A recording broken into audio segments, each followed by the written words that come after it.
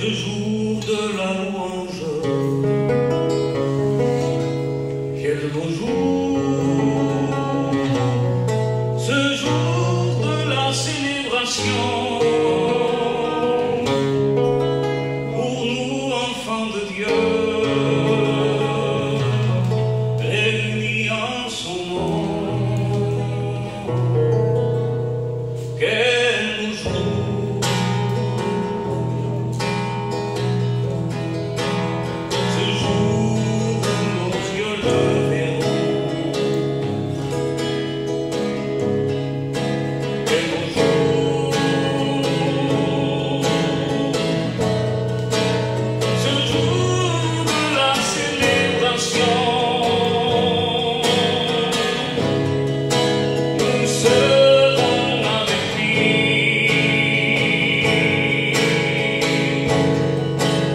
puis pour l'éternité. Ma maison est dans le ciel, ma demeure éternelle. Ma maison est dans le ciel, auprès de Jésus. Ma maison,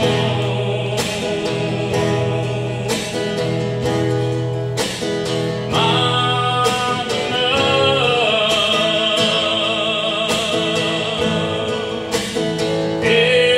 éternelle,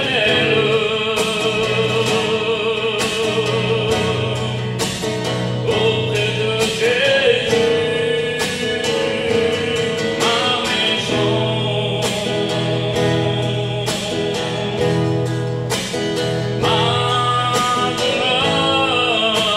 éternelle,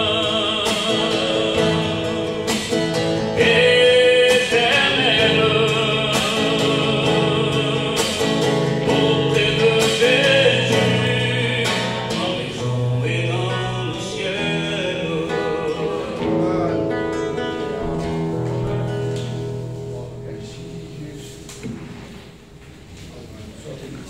La loi est sous la loi sauveur. Gloire à Dieu. Merci à Dieu. Alors je voudrais dire ce matin, avant d'entamer la prédication ce matin, que l'Église m'a fait beaucoup de bien. C'est quelques jours qu'on a passé ensemble, vous m'avez apporté, frères et sœurs, je tiens à vous le dire. Et chaque fois que je viens à Tarascon, l'Église m'apporte du repos. Et ça, c'est la communion fraternelle, la vraie communion fraternelle. Hein. Voilà, merci à Dieu. Voilà, nous allons continuer avec ce thème de la repentance, psaume 51. Donc, je sais que c'est le Saint-Esprit qui permet, si vous voulez, de pouvoir donner ce qu'il faut au cœur, comment il le faut, de quelle façon il le faut. Ça n'appartient pas à l'homme, ça appartient à Dieu. Hein. C'est Dieu, ce matin, qui connaît le besoin des cœurs, qui sait comment parler. Amen. Nous, parfois, on peut être maladroits, mais Dieu sait comment faire. Donc, je voudrais, ce matin, laisser encore le Seigneur agir comme il le veut. Alors, je voudrais juste qu'on puisse s'arrêter sur les premiers mots de David dans sa prière de repentance. David a accepté le cadeau. Je vous ai dit hier que la repentance est un don, un cadeau. Et David l'a accepté. C'est pour ça qu'on trouve, si vous voulez, ces deux réalités. Dieu nous donne la repentance, mais Dieu nous dit repens-toi.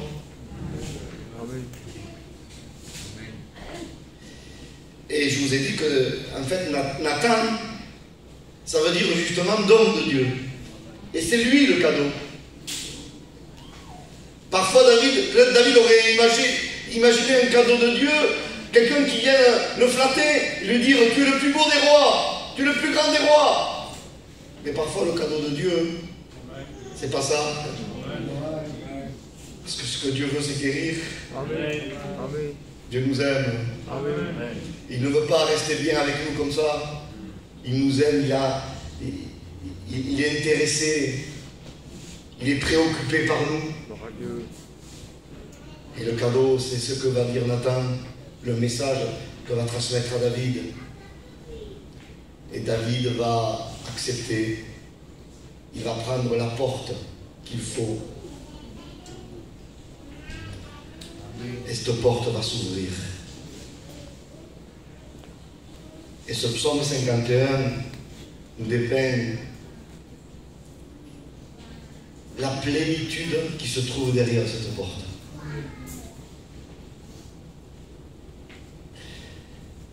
Quelque chose que David n'avait même pas imaginé. Tant que la porte n'est pas ouverte, on ne sait pas ce qu'il y a derrière. On peut s'imaginer. Moi, je n'avais pas vu le local. Mais de dehors, je pouvais un peu m'imaginer le local. Et quand je suis rentré, j'ai vu, je vois. Et bien, c'est ça. La plénitude de Dieu se trouve derrière la porte. Mais il faut que la porte s'ouvre. Elle n'ouvre pas n'importe comment. Il y a dans l'évangile de Matthieu et dans l'évangile de Luc, ce sont des évangiles synoptiques qui retracent souvent les mêmes faits, mais de façon différente. Souvent un texte qui est mal compris. Jésus va dire, depuis le temps de Jean-Baptiste, qui est donc le prédicateur de la repentance, jusqu'à aujourd'hui, le royaume des cieux est forcé et les violents s'en emparent. Et elle a souvent indexé ce verset en disant, voyez, il faut être violent. Et ce n'est pas du tout ce que Jésus veut dire. Parce que quand on voit le contexte, Jésus dit, voilà, vous ressemblez à des enfants sur les places où on a joué de la flûte, où vous n'avez pas dansé, on a chanté des complaintes où vous n'êtes pas lamenté. Et il fit des reproches à ces villes-là parce qu'ils ne s'étaient pas repentis.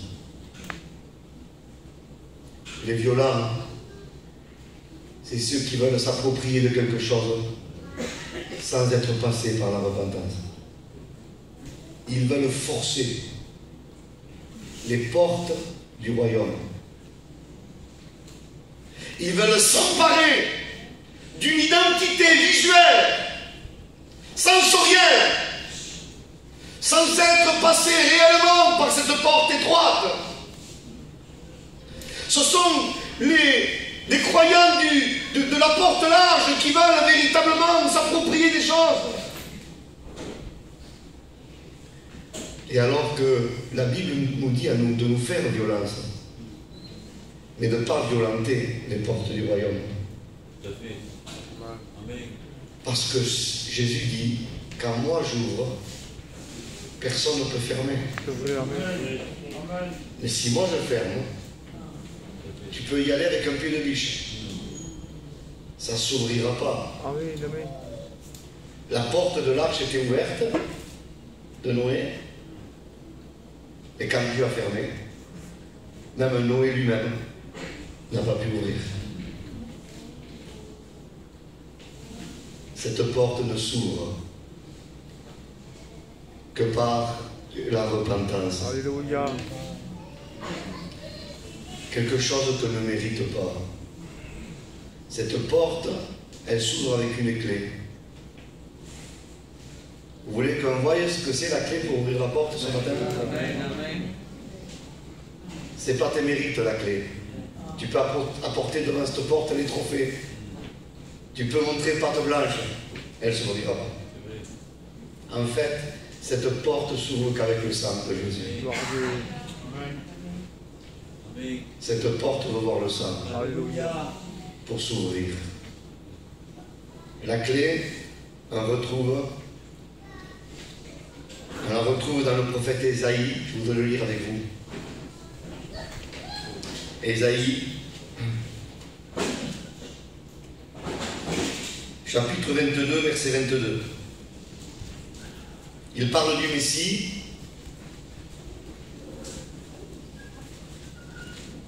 Il dit ainsi, et je mettrai la clé de la maison de David sur son épaule.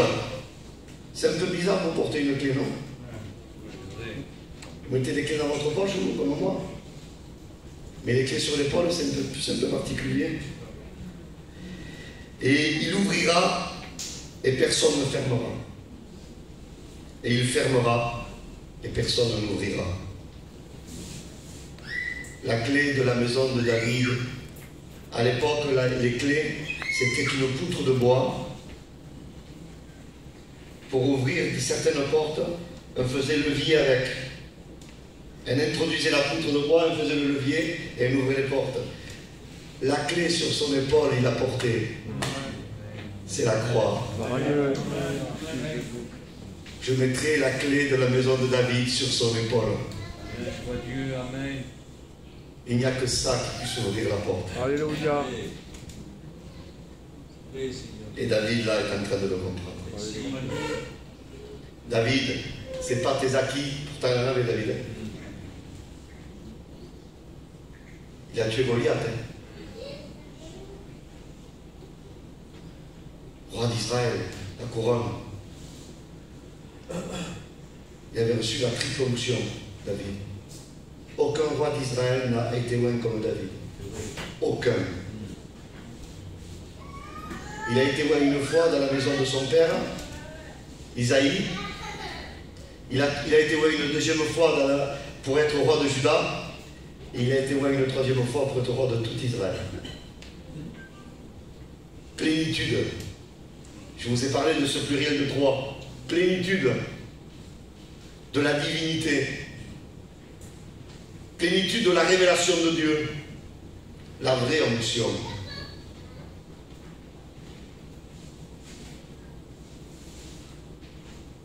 Le premier roi d'Israël, Saül, avait été loin avec une fiole. C'est une onction, si vous voulez, qui n'était pas permanente. C'était une onction d'un choix que les hommes avaient demandé. Dieu avait accordé, certes, mais il a été loin avec une fiole. Fiole, c'est une fabrication humaine. Tandis que David, quand il a été loin avec la corne.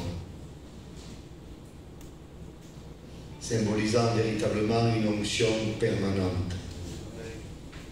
Une alliance. Nous ne voulons pas être loin d'une fiole ce matin.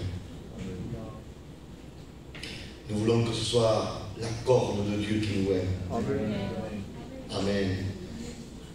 L'onction, amen. Elle se trouve avec une vie de repentance. Rien d'autre. La plénitude de Dieu en Jésus-Christ. David va commencer ce psaume.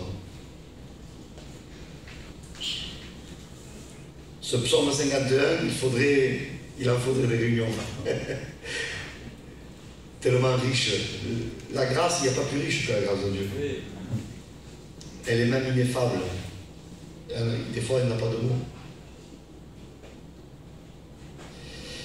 Et David va commencer, il va dire ainsi, moi dans ma version, Darby, use de grâce envers moi, ô Dieu. Il va plonger dans les sentiments même de Dieu. Il va plonger dans les réserves insondables de Dieu. Il va puiser dans le cœur même de Dieu. Savez-vous qui est le cœur de Dieu manifesté? C'est le Christ. Il est le cœur de Dieu manifesté. Même la topographie d'Israël nous montre quelque chose d'extraordinaire. Quand vous avez vos Bibles, là, vous avez des cartes géographiques. Et vous verrez la terre d'Israël, elle est un témoignage en elle-même. On voit au nord, tout au nord d'Israël, vous savez que la Bible dit que Dieu réside à l'extrême nord. Et tout au nord d'Israël, on voit la montagne de l'Hermon. C'est le mont le plus haut en Israël. Et c'est de là que sort le Jourdain. Le Jourdain est vraiment le type de Jésus, qui sort d'amour. Et on voit que le Jourdain, quand il sort, le premier étang qu'il y a, vous le verrez dans vos cartes, il est comme en forme de cœur. Il remplit un étang. Le cœur de Dieu révélé, manifesté. Et quand il sort de l'Hermon, il est limpide comme le cristal. Moi, je l'ai vu de mes propres yeux. Et plus le Jourdain descend, et plus il va ramasser de la boue. C'est exactement ce que Jésus a fait. Le Saint d'Israël a pris le péché de toute l'humanité. Et il finit sa course en bas, au plus bas, à la mer morte, à la mort, à la croix. Et c'est exactement ce que le Jourdain veut faire encore ce matin. Allons-nous laisser le Jourdain faire ce matin ce que nous on ne peut pas faire? Amen. Amen. Dès que cette porte va s'ouvrir, le Jourdain va jaillir. Alléluia. Amen. Et David en est pleinement conscient. Il ouvre une porte extraordinaire. Et puis il va dire à Dieu, use de grâce envers moi, c'est-à-dire, donne-moi, Seigneur, ce que je ne mérite pas. Et là, c'est la base de tout.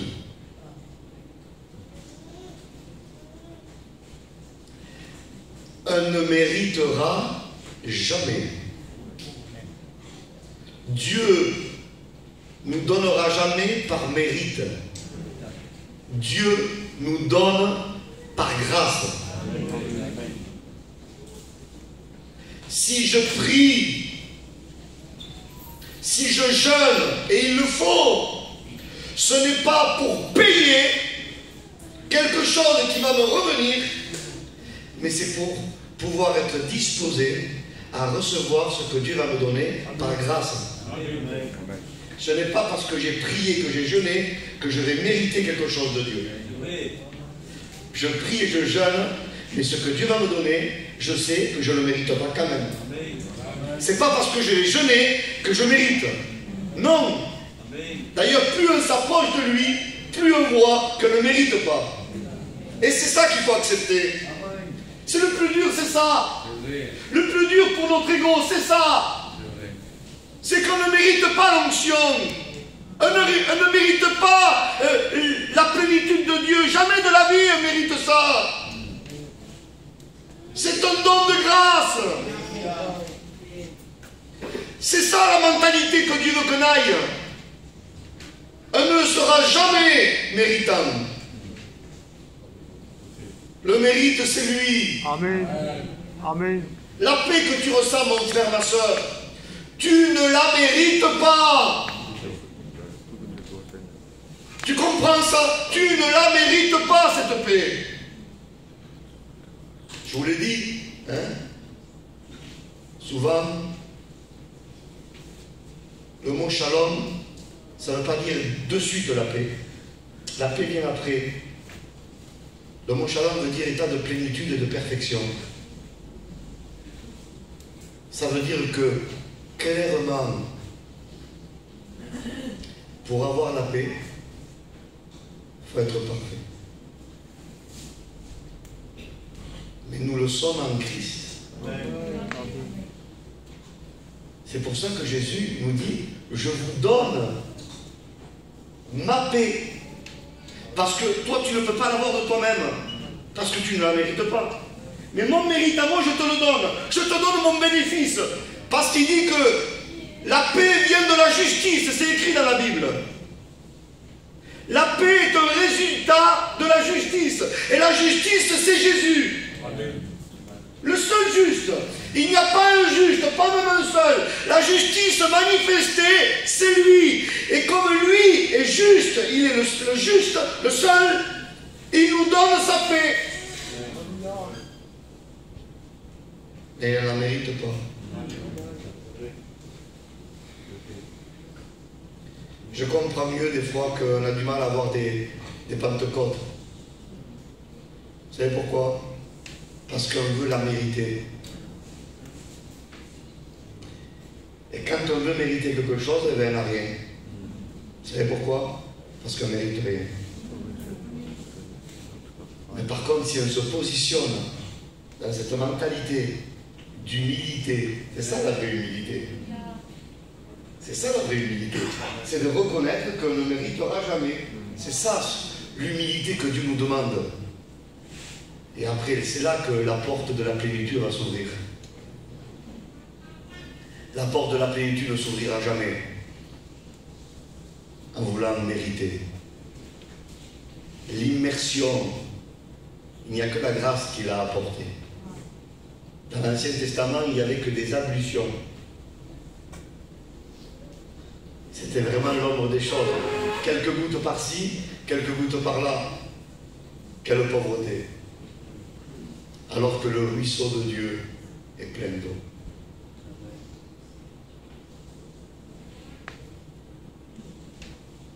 Arrêtons avec notre petit bassin artificiel ce matin.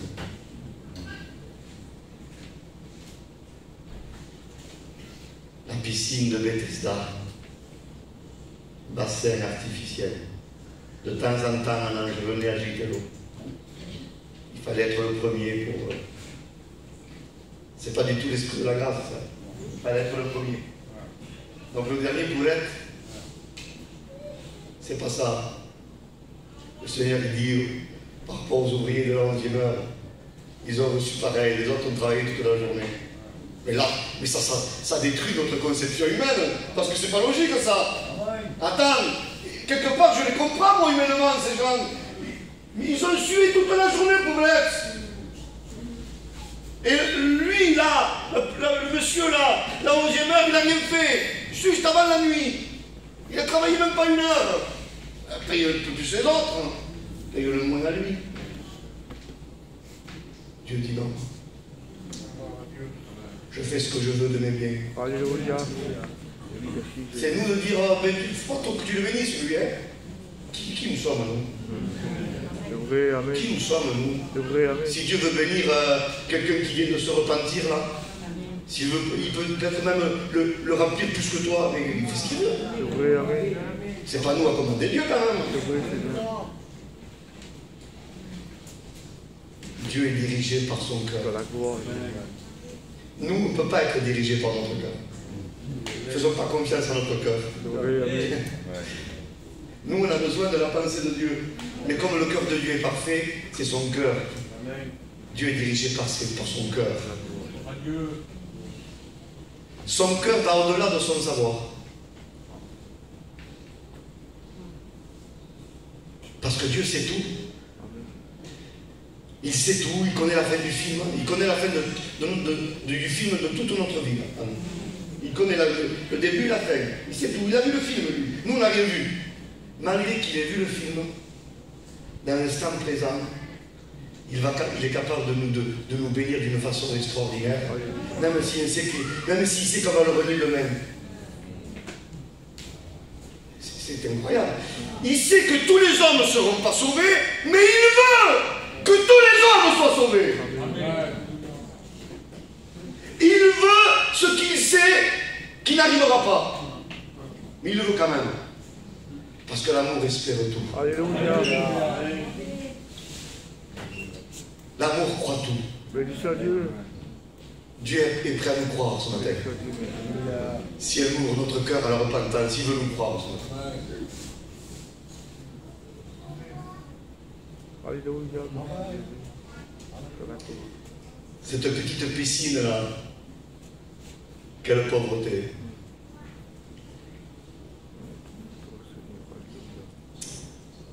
Vous savez, il y a trop de chrétiens qui dépendent que des robinets. mais ils ne connaissent pas la source.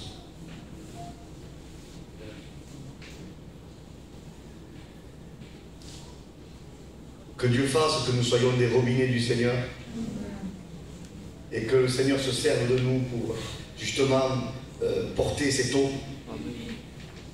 Mais mes frères et sœurs, les robinets peuvent nous décevoir. Mais la source, elle, nous décevra jamais.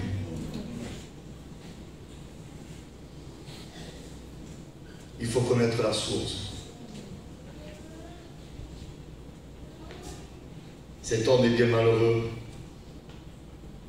Il est devant la piscine de la miséricorde pourtant, Bethesda, mais il est malheureux. Et Jésus va s'approcher de lui. Ce n'est plus un bassin, c'est la source même qui s'approche. Et cet homme, il commence à se compliquer encore. Ça, c'est l'esprit du légalisme. Oui, mais je vais être guéri, je crois que Dieu va me guérir, mais il faut que je sois guéri, il faut que je fasse ça quand même, il faut que je fasse ça.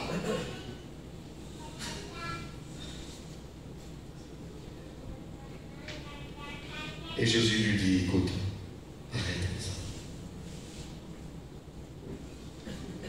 Lève-toi, prends ton lit et marche.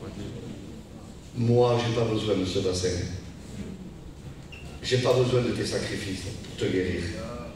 Je suis même lui, c'est moi-même la guérison. C'est moi-même l'eau vive. Je ne suis pas un eau qui stagne dans un bassin. Ayons communion ce matin avec la source. Il y a un dicton juif, une histoire juive, qui est jolie. Et ce dicton, il dit qu'il vaut mieux apprendre quelqu'un à pêcher que lui donner du poisson. Parce que si on lui donne du poisson, le jour qu'on n'est plus là, il meurt de faim. Mais si on apprend à pêcher, il devient autonome. Mais quelque part, c'est le but de tous les serviteurs de Dieu par rapport à l'Église. Nous voulons vous apprendre à pêcher, avoir communion directe avec la source. Amen. C'est le but. Si on arrive à faire ça, on a gagné, les frères.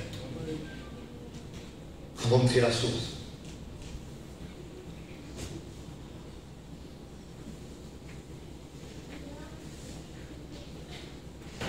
On n'attire pas les gens à un humain, à un robinet.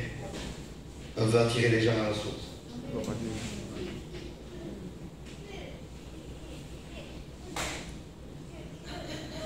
Je préfère être un robinet en fer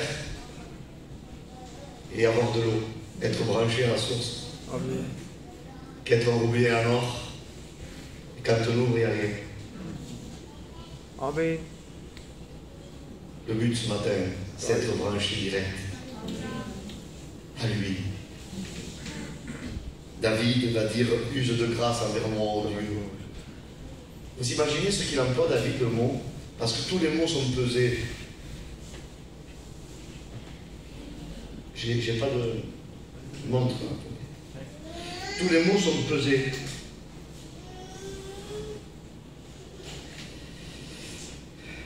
Il va dire à Dieu, ô Dieu.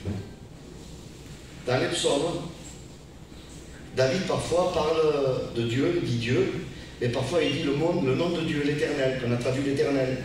Pour nous c'est pareil, bien sûr que c'est le même, il n'y a pas de souci. Mais je vous avais parlé de ça, l'appellation est différente. L'Éternel, c'est le nom intime.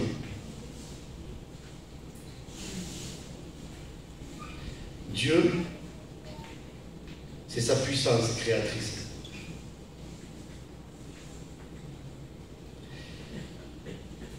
La compréhension en est différente.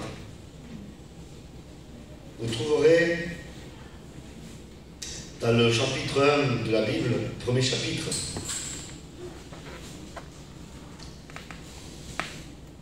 au commencement, Dieu créa. Vous ne trouverez jamais au commencement l'Éternel créa. Dieu fit, Dieu sépara, Dieu vit. Tout le chapitre 1. Et quand au chapitre 2, il commence à créer l'homme, la tournure change. Ce n'est plus Dieu, mais c'est l'Éternel Dieu. Parce que quand il crée l'homme, il crée une communion, une intimité. Et il y aurait tellement de choses à dire là-dessus, mais simplement je voudrais vous dire que le nom de Dieu, c'est Christ qui le porte. C'est lui qui le révèle en Exode 3 à Moïse. Qui c'est? Qui apparaît dans le buisson? L'ange de l'Éternel. C'est lui qui révèle le nom de Dieu. Dieu va dire, mon nom est en lui. Et c'est exactement le nom de Jésus. Le nom antique de Jésus, Yehoshua, il y a toutes les lettres du tétragramme. Son nom est vraiment en lui. C'est lui qui révèle le nom. C'est lui qui révèle le verbe être. Le logos, au commencement était le verbe. C'est lui le verbe, incarné. L'éternel Dieu, Jésus a dit, nul ne vient au Père que par moi. Pour aller à la puissance de Dieu, il faut passer par l'Éternel.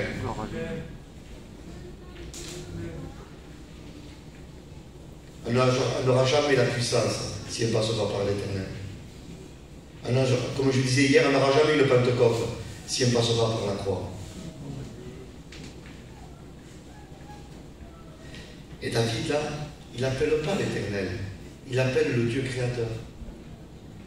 Vous savez pourquoi? Parce qu'il est conscient de David. Extérieurement, rien n'a changé, mais intérieurement, il est détruit. Intérieurement, David est devenu une création tohu et bohu, informe et vide.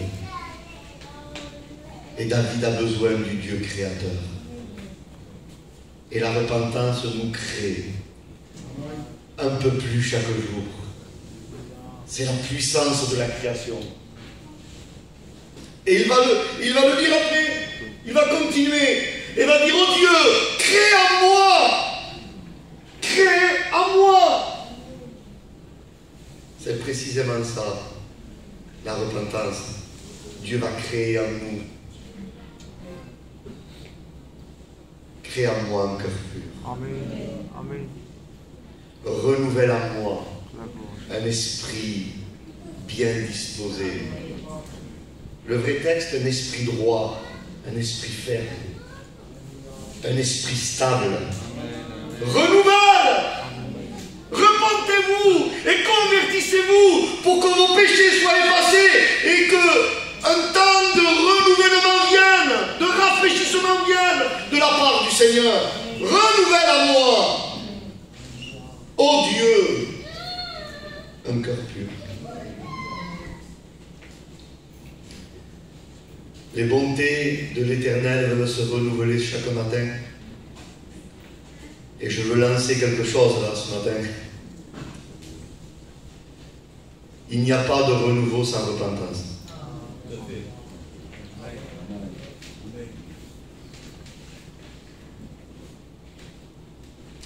Toute la Bible nous l'enseigne. Les sacrificateurs, ils avaient, si vous voulez, une ablution initiale qui n'était jamais plus reproduite. Ils passaient par les ablutions pour être introduits dans le sacerdoce. Ça, c'était qu'une seule fois. Ce bain-là nous représente le bain de la régénération, de la nouvelle naissance. Vous savez que c'était l'ombre à venir, tout ça.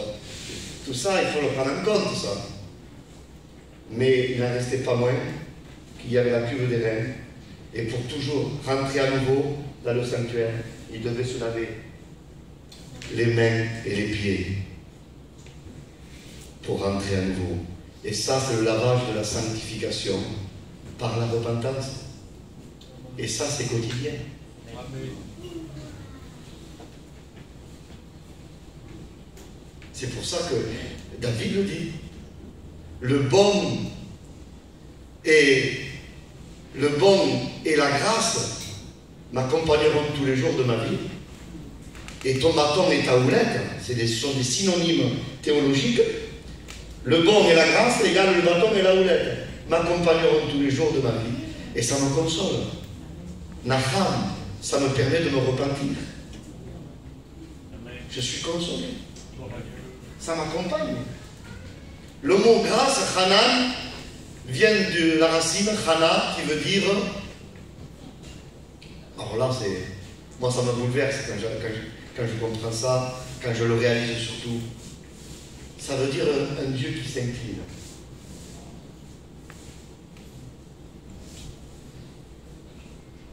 Un Dieu qui capitule. Parce que le sang a été versé.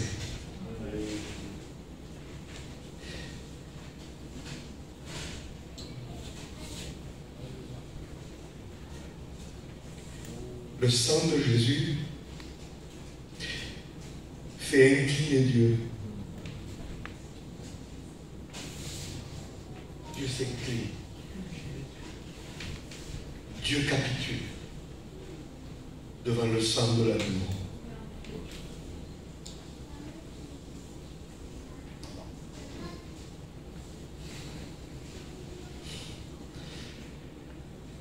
Jésus à la croix, il a baissé la tête. Il a capitulé. C'est ça la grâce. Capituler. Pour que ta tête, toi, elle se lève. Il a pris notre honte. Il a baissé la tête. Pour que nous puissions lever la tête. Et que notre honte soit détruite.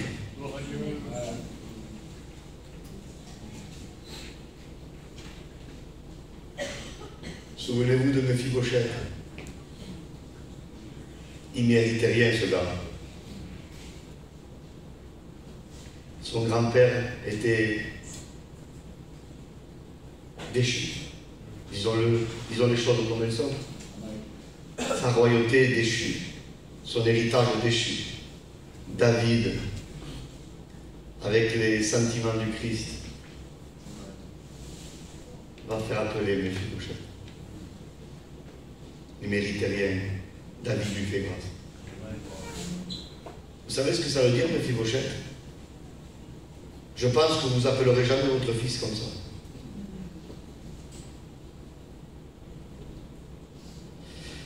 Mephibosheth, ça veut dire détruit par la honte. Je ne pense pas que, initialement, on a dû l'appeler comme ça, à sa naissance. Je pense personnellement que c'est un nom qu'on lui a donné après. Parce que de tout petit, quand son père et son grand-père ont été tués, ils se sont précipités et l'enfant est tombé et il a été perclus. Dans cette famille, c'était particulier. Vous savez pourquoi? Lui s'appelle Mephibosheth, détruit par la honte, et son oncle, vous savez comment il s'appelle? Ish-Bosheth, homme de honte. Ah non? C'est quoi cette famille?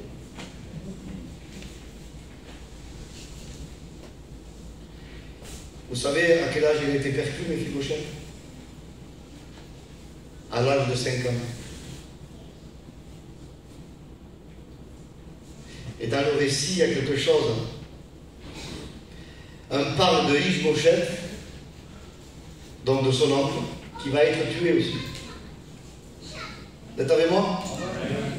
Et au milieu du récit de Ish-Bosheth, on place Mephibosheth. Et après, on continue avec Ish-Bosheth. Qu'est-ce que c'est ça? Et ça, ce n'est qu'en regardant dans l'hébreu que l'on comprend. Il dit que Mephibosheth, à l'âge de 5 ans, il a été perclus. Il est tombé. Et dans nos versions secondes, là, il dit que son oncle, Ish-Bosheth, va être frappé au ventre. Mais c'est incroyable, les frères. Ce que je vais vous dire, c'est incroyable. C'est pas le ventre. En hébreu, Chomesh. Il y a ton fils là? Ah, il n'est pas. Il aurait compris. Chomesh. C'est ce que ça veut dire? 5. Il a été touché à la 5e côte. Et Mephibosheth, il a été perclus à 5 ans. Et comme ça concerne le peuple d'Israël, Vous êtes avec moi? Si je compte 5, quelle est la 5e tribu? C'est la tribu de Dan. Et Dan veut dire jugement.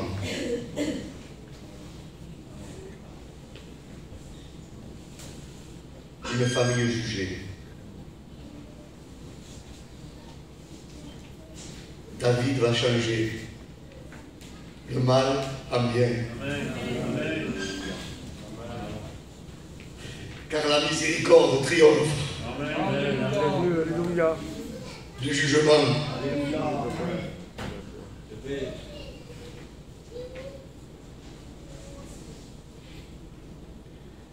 Il va le rétablir. Il va lui donner le jubilé avant le jubilé.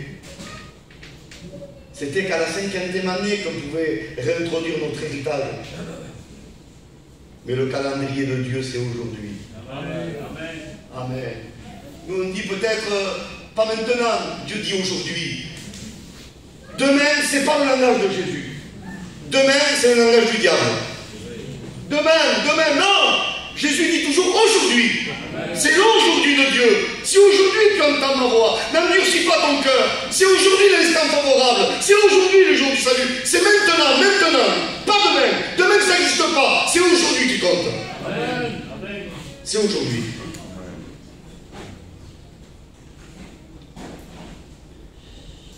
Et je bénis Dieu, quand Dieu le rétablit totalement, il le fait manger à sa... David le fait manger à sa table. Il a mangé à sa table tous les jours de sa vie. À la table du roi. Des mets succulents. Pourquoi travaillez-vous pour ceux qui ne nourrissent pas? Pourquoi tant de peine pour ceux qui ne rassasient pas? Venez, il dit, mangez des mets succulents. Le vrai mot, c'est la graisse. Vous savez ce que c'était la graisse?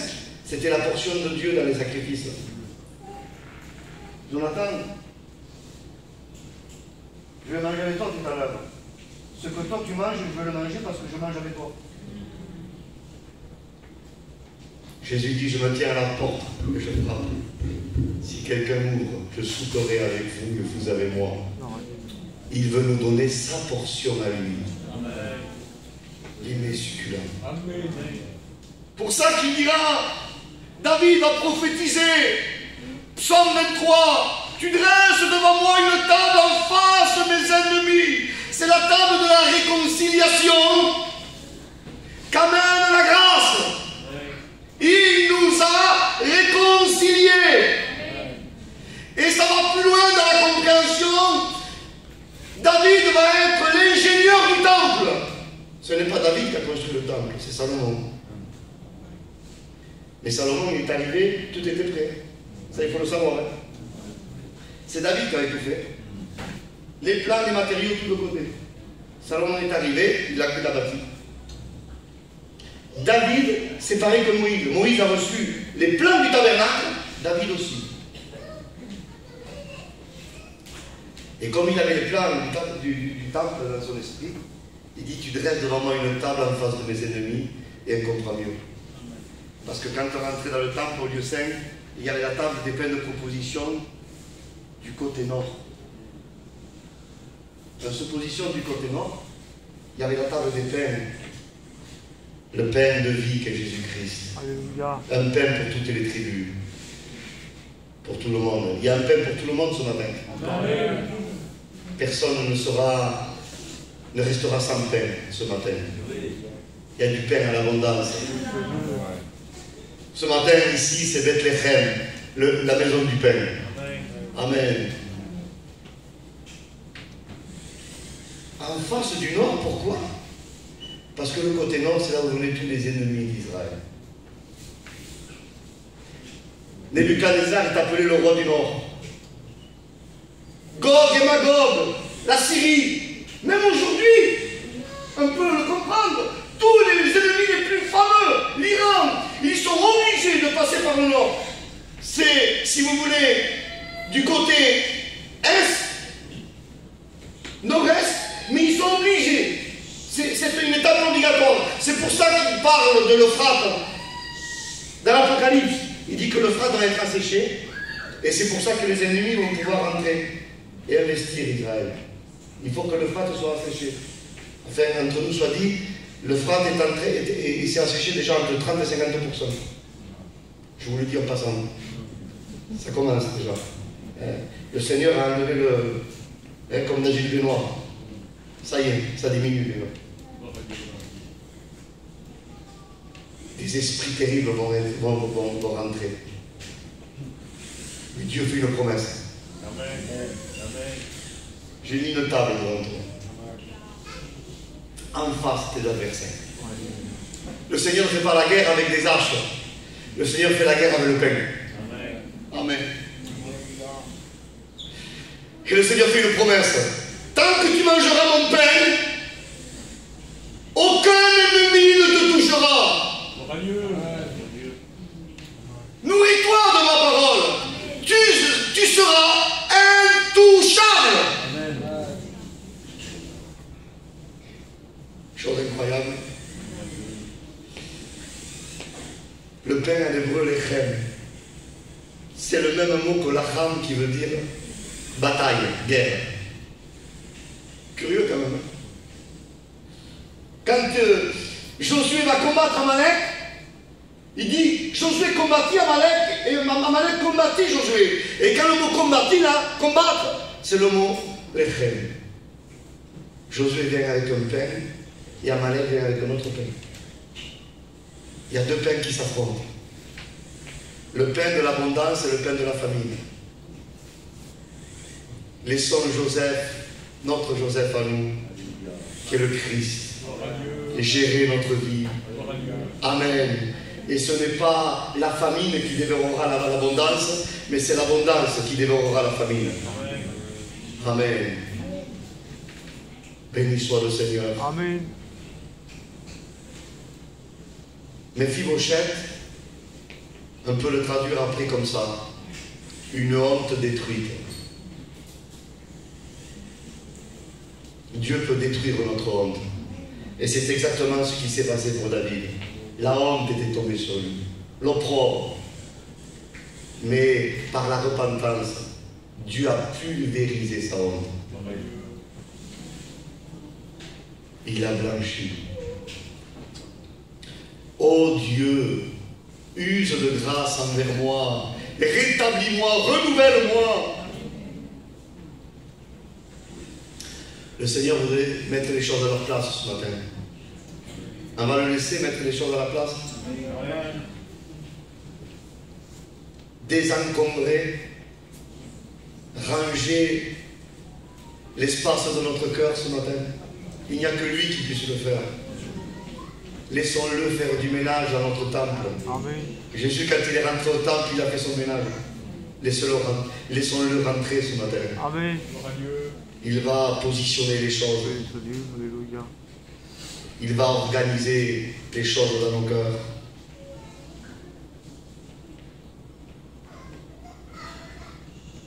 Il n'y a que l'explosion de la grâce qui puisse faire ça. Je ne veux pas vous paraître ce matin celui qui joue les scientifiques, je ne suis pas un, vous comprenez? Moi j'ai quitté l'école au CM2, j'ai redoublé 3 fois. Je sais qui je suis. D'accord? Mais ce que les scientifiques ne comprennent pas dans l'univers, dans la création, parce que tout a été créé par lui, c'est qu'il y a eu une explosion. On appelle le Big Bang. C'est vrai ça. Mais c'est qui l'a provoqué? C'est Dieu. Mais ceux qui ne comprennent pas, vous savez ce que c'est? Ce qui n'est pas scientifique pour eux, c'est que normalement une explosion crée le désordre.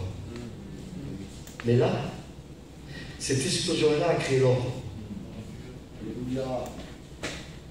Voilà. Terrible ça. Et parfois nous on est un peu comme la Sulamite. Le bien-aimé nous appelle, non mais j'ai lavé mes pieds. Comment viendrai-je vers toi? Comment me rhabillerai-je? Non, je veux pas d'explosion, moi. Non. Je veux ma petite vie tranquille, moi. Ma petite prière.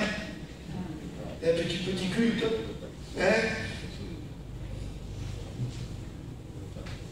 Mes frères et sœurs, je crois devant mon Dieu qu'on a besoin que ça explose. On a besoin que ça explose. On a besoin pas de notre ordre à nous, Ce n'est plus nous qu'on doit organiser l'ordre, c'est lui. L'équilibre, c'est lui, c'est pas nous, on veut s'équilibrer nous. Quel désastre! Laissons l'explosion de la croix ce matin. Créer l'ordre dans nos cœurs. Il sait comment faire, lui. Lui, il sait comment faire. Ah, je voudrais ce matin que cette explosion se fasse, Seigneur. Qu'un sang explose dans nos cœurs ce matin. Alléluia. Que la routine soit brisée ce matin. Que toute la religiosité que nous avons accumulée soit brisée. Laissons nos acquis de côté. Écoutez, laissons nos acquis. Paul, je vous ai parlé de l'apôtre Paul, il avait un acquis terrible, l'apôtre Paul. Vous imaginez ce qu'était Paul? Un érudit, élevé au pied de Gamaliel. Mais je bénis Dieu qu'après il va être au pied du Christ. Je vous ai parlé de cette lumière en plein midi. Le soleil à lui, c'était son judaïsme, c'était son ordre à lui, c'était son équilibre à lui. Mais l'explosion de la lumière apparaît. Saul, moi, je vais tout désorganiser, tout ce que tu as organisé. Tout ce que tu as voulu placer, moi je déplace tout. Je vais te montrer ce que c'est mon équilibre. C'est pas ça. Je pense que c'est ce qu'on a besoin. Les sentiments de Dieu sont insondables. Puisons ce matin. Puisons ce matin. On a besoin de cette explosion évangélique même. Use de grâce envers moi, ô Dieu. Je vais finir sans entamer le psaume. Juste pour ces 3 pluriels de plénitude dans les sentiments. Il y en a plein dans le psaume, hein, des pluriels de plénitude. Use de grâce envers moi, selon ta bonté, selon ta grande miséricorde ou compassion. Il y a 3 sentiments spécifiques. Grâce, bonté, miséricorde. Ce ne sont pas vraiment des synonymes.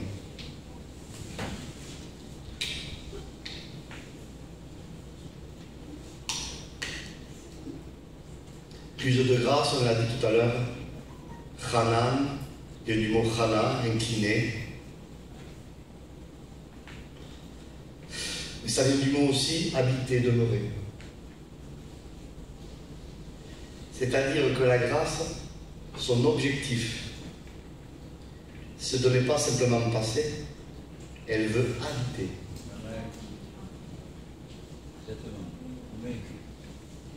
C'est pas simplement visiter, elle veut régner. Parce que la grâce est un règne. Le trône de la grâce, c'est un règne. Nous ne voulons pas de feu de paille, nous voulons une habitation. Amen. Vous avez vu, quand quelqu'un nous visite, c'est un feu de paille. Allez, je me mets à moi ce matin. Je suis un visiteur après tout. Moi, j'arrive, hein, et puis je bouge plus que les autres depuis 3 jours, moi. Et ceux qui habitent là, c'est eux les plus importants. Moi, tout à l'heure, je m'en vais là. Je mangeais l'escargot chez Jonathan et je m'en vais. Il y a 30 ans que je n'avais pas mangé. Mais ceux qui demeurent, il faut moins de bruit. Ils font plus de travail. Demeurer. La constance. La grâce veut habiter. Elle veut rester. Un mot que beaucoup emploient aujourd'hui. Shekhinah, la présence de Dieu. Shekhinah ne se trouve pas dans la Bible. C'est un langage talmudique. C'est le Talmud. Néanmoins, la racine existe dans la Bible. Shacham. Ça veut dire habiter. Celle qui habite. Celle qui réside. On comprend que l'onction, elle veut habiter d'une façon permanente. Et quand on est sur le légalisme, croyez-moi que ça n'habite pas en nous. Ça visite. Mais ça repart. Et dès qu'on se sent méritant, on sent que ça va à peu près, quoi. Et dès que ça ne mérite plus, alors là, c'est la catastrophe. Carrément, Dieu n'est plus avec nous. Si ça serait ça, les frères, ce serait bien malheureux. devant mon Dieu, ça serait ça. On serait vraiment les plus malheureux du monde. Non. Le bonheur et la grâce m'accompagneront tous les jours de ma vie. Et j'habiterai dans la maison de l'Éternel pour toujours. Amen. Je résiderai dans la grâce. Je ne veux plus sortir de là. Je ne veux pas aller ailleurs. Ailleurs, ça ne m'intéresse pas ailleurs. Je ne veux pas d'autre lumière que celle de la menorah. Il n'y avait qu'une seule source de lumière dans le temple. C'était le chandelier. Pas d'autre lumière. Je ne veux pas d'autre lumière.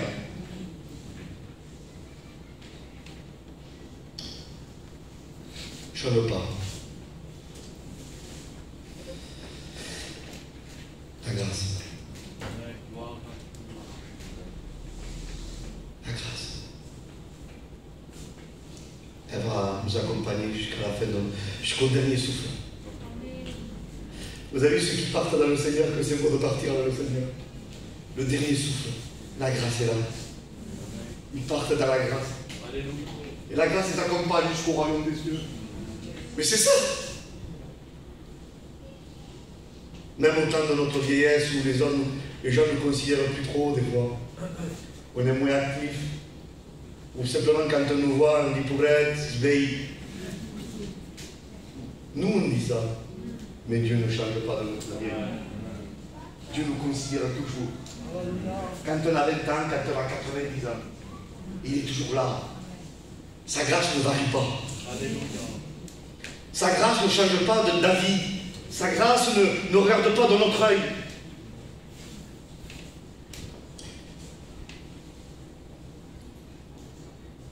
Le légaliste, quand il a fait des choses comme lui pense que c'est bien, il est un peu. Sa conscience est autorisée. Mais dès qu'il voit qu'il a failli un peu, c'est fini. Il y a un texte qui m'a bouleversé. C'est Jérémie 31, Dieu appelle Israël à la repentance. Il dit retourne. Et c'est le mot chouf, teshuva.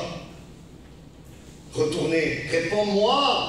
Réponds-moi. Repentir, c'est se répondre. Répondre à Dieu. Répondons à Dieu. Répondons à Dieu. En répondant en se repentant. Et ce que Dieu dit. Il dit, reviens à moi, Vierge d'Israël, fille infidèle.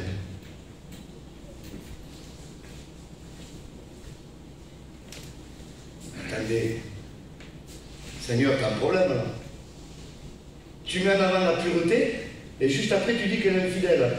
Oui, parce que moi si elle revient, elle est pure. Son infidélité, je m'en souviens plus.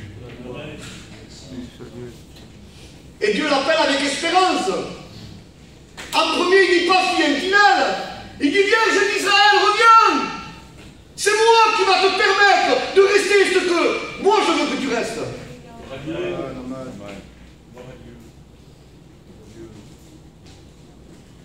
Permanence. Dans la grâce, il n'y a pas de fatalité, ça n'existe pas. Moi, je crois que même la grâce, elle restaure les témoignages.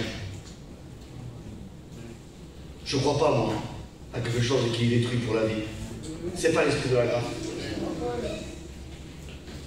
Vous savez quoi? Et je sais que les anciens l'ont vu plus que moi. Moi, je connais des gens qui ont passé des travers, mais ils ont atteint la vraie repentance.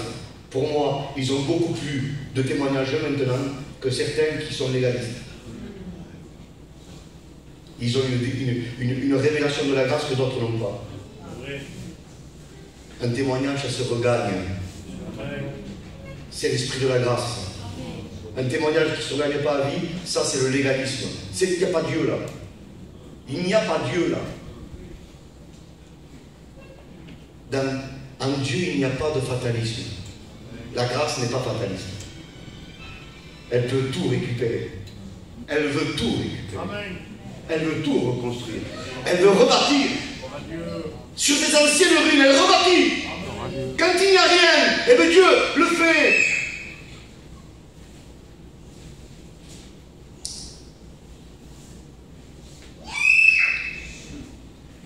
Premier sentiment, la grâce. Second, la bonté. Je vais finir. Chesed. Chesed, c'est Dieu qui ouvre la main et qui donne. Tu n'as rien, j'ai tout. Et c'est quand on réalise qu'on n'a rien que Dieu nous donne tout. Et quand il nous donne tout. C'est ça Dieu. Quand on se repent, il nous redonne tout. Nous, notre esprit à nous, ça, il ne peut pas le concevoir. Je te donne, mais bon, hein, ça va, ils sont contents. C'est pas ça Dieu. Dieu, tu le vaudras. Dieu, il invite tout le village. Et mon fils était mort, il est revenu à la vie. Réjouissons-nous. Je te donne tout. Je te remets l'anneau au doigt et souille à tes pieds la plus belle. Donne pas la plus belle des robes. Donne-lui une robe, voilà. Il est en aïon. C'est déjà bien pour lui. Dieu dit non. Quand je donne tout. Quand je donne la plénitude. Quand je donne l'excellence. Ou je donne rien. Ou Dieu donne tout, ou il donne rien. Dieu ne fait pas de demi-mesure. Son cœur, quand sa main s'ouvre, son cœur ne peut pas faire là. Quand la main de Dieu s'ouvre, elle reste ouverte. Prends tout, il te dit. Prends tout mon fils. Vas-y, prends tout. Prends tout mon héritage. Je te le donne. D'ailleurs, il nous a donné tout. Il nous a donné son fils. Amen. Son fils, c'est tout. Alléluia. Vous avez remarqué? Il ne nous a pas prêté son fils, il nous l'a donné. Nous ne sommes pas héritiers des perles, de l'or. Ça, c'est des symboles, ça, on arrive, comprenons quand même. Bon, c'est pas un palais qui m'intéresse. Un petit en perles en or, ça ferait. Non, nous sommes héritiers de Dieu. Gloire à Dieu. Et co-héritier de Christ. C'est lui, mon bien-aimé, est à moi. Amen. Il est à moi. Il me l'a été donné. C'est à moi. Christ est à moi. Christ est à vous. C'est le don de Dieu pour vous. C'est lui. Il nous appelle à la communion de son Fils. Le plus grand des cadeaux, c'est lui. Amen. Le problème, c'est quand on aime plus le don que le donateur. C'est ça le problème. Dieu veut nous apprendre à aimer le donateur plus que le don. Amen. C'est lui. Amen. Mon paradis, c'est lui. Amen. Écoutez, c'est lui, mon paradis. Le paradis, c'est la présence de Dieu. Amen. Là où Dieu est, c'est le paradis, c'est tout. Amen. Je peux être en Chine, si Dieu est avec moi, c'est le paradis. Je peux être à Tahiti, si Dieu n'est pas avec moi, c'est l'enfer. Le paradis, c'est lui. Amen. Ce n'est pas que c'est pas un lieu. C'est lui qui fait le lieu. C'est pas le lieu qui fait lui. Là qui disent, il y a le moment où ils disent, où c'est le paradis vraiment? Je dis, c'est là où il y a la présence de Dieu.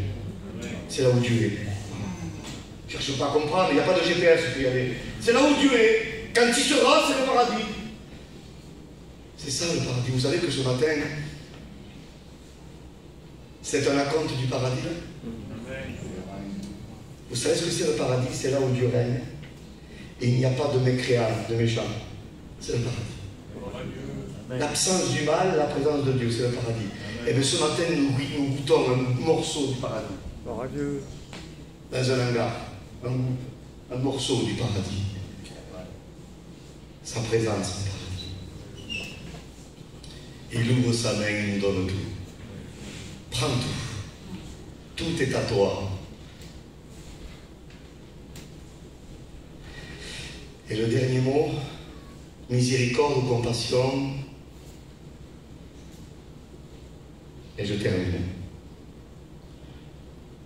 C'est le mot racham en hébreu.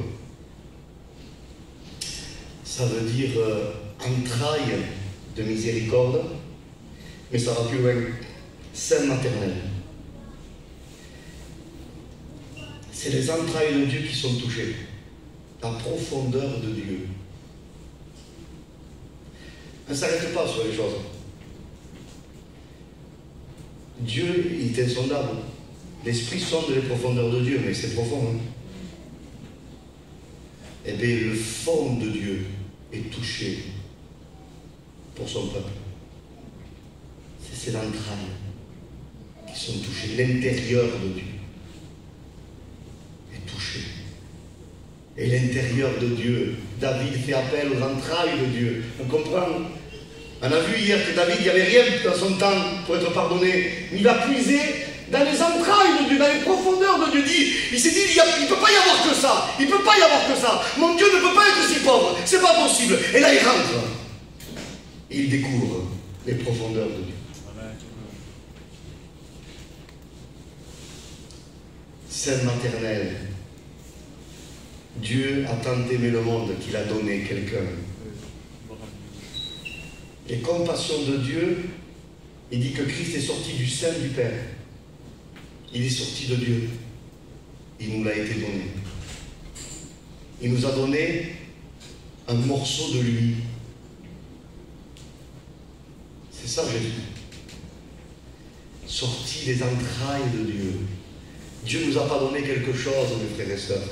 Dieu nous a donné quelqu'un. Et il nous l'a donné, vous êtes avec moi? Pour toujours.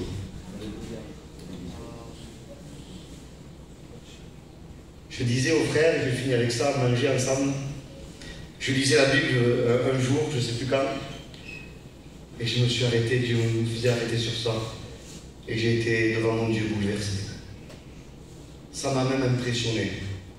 Je vais vous dire la vérité. Le psaume 40 dit « Tu n'as voulu ni sacrifice ni offrande », il parle de Jésus, « et tu m'as percé l'oreille ». L'auteur aux Hébreux, qui se réfère à la Septante, va traduire « Tu m'as percé l'oreille, tu m'as formé un corps ». C'est quand même particulier. Jonathan, entre l'oreille et le corps, c'est différent. Mais tout est dirigé par l'esprit. Perce l'oreille égale former un corps. Pourquoi? Parce que, vous savez à qui on perçait l'oreille dans le Lévitique? À l'esclave qui voulait se soumettre à son maître pour toujours.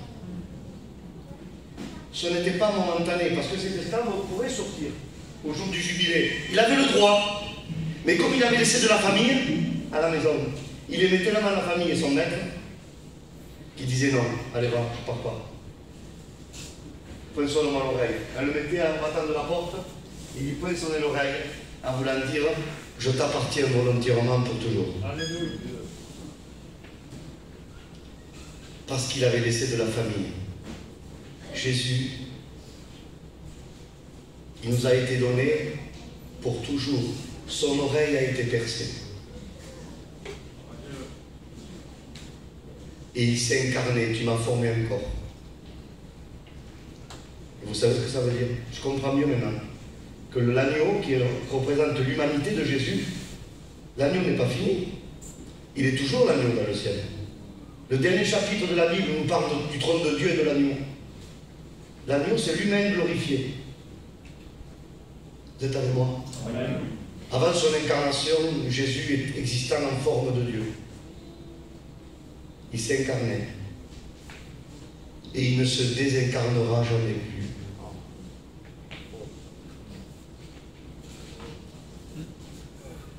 Dieu. Merci Jésus. Amen.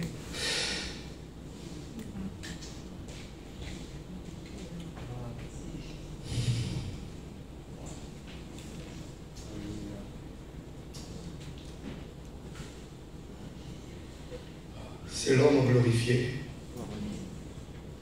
Mais il dit, je ne sors plus de ce corps, je vais être avec vous. C'est pour ça qu'ils reconnaissent même ses marques quand il revient. C'est l'homme glorifié. Il est un homme dans la gloire.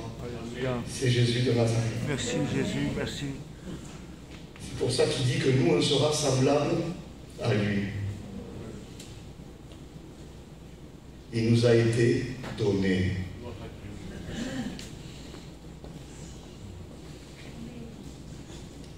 On baisse nos fronts ce matin.